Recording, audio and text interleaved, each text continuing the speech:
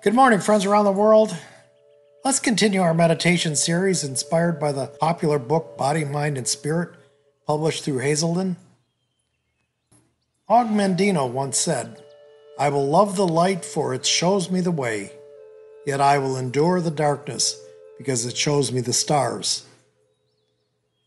Not too long ago, I went into the hospital for a minor surgical procedure to remove a very small growth on my skin. As a prerequisite, I had to be tested for COVID-19 2 days ahead of the operation. So on Tuesday, I was tested and received no results until very early Thursday morning. I was told that the test results had been lost and was asked to go immediately to the test center and have it done again before I could have the surgery. Well, I wasn't a happy camper.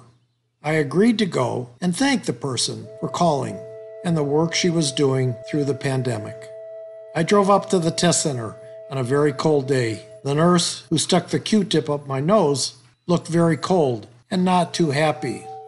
As I drove off to the hospital, I thanked the nurse for the work she was doing.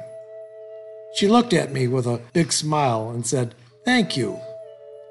I then found myself waiting in the lobby for the test results when I heard my name called. I stood up and followed the nurse into the imaging department, wondering why I was going there. The nurse brought me to a room, handed me a blanket, and told me to take off my pants, lie down on the bed, and she'd return when I was ready. I looked at her and said, "What are we doing here in the imaging?" She said, "We need to see if you have any blood clots." I thought, "Huh?" I then asked her if I was the correct patient and handed her my ID card. She looked at the card and said, "Oh no, I'm sorry, you're not Mr. Jansen." I honestly thought she was going to cry.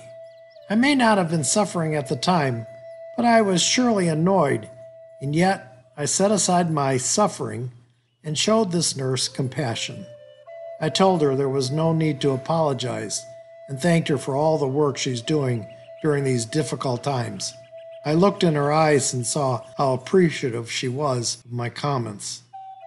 Throughout that morning of the surgery, I must have thanked a dozen healthcare providers for the work they were doing.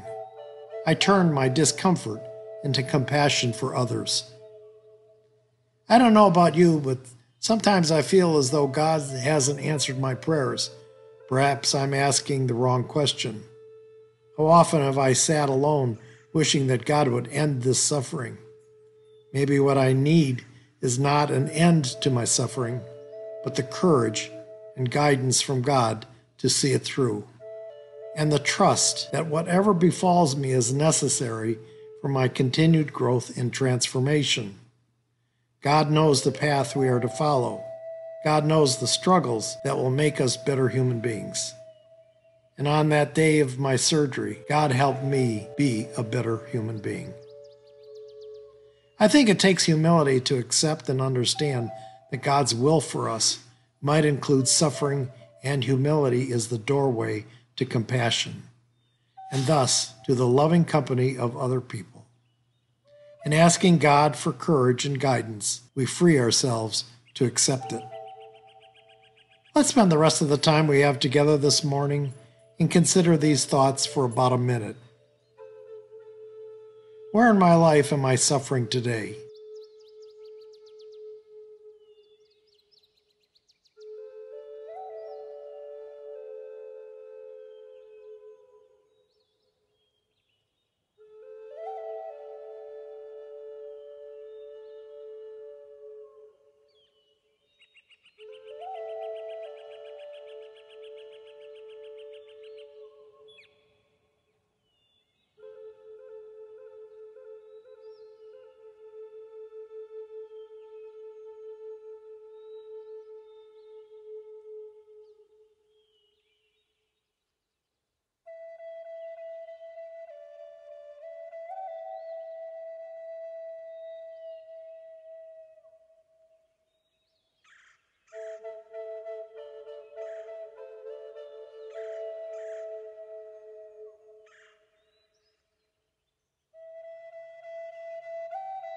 Can I find a purpose in this suffering?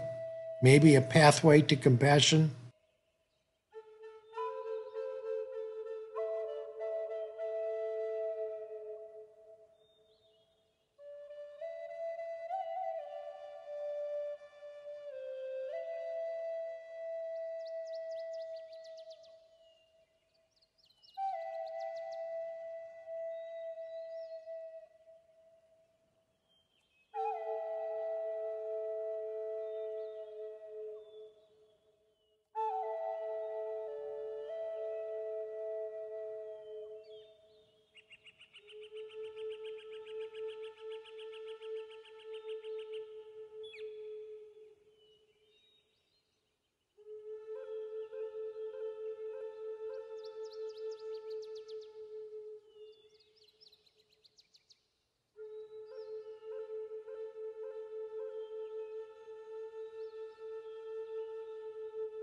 Today, help me ask for the courage to endure whatever happens.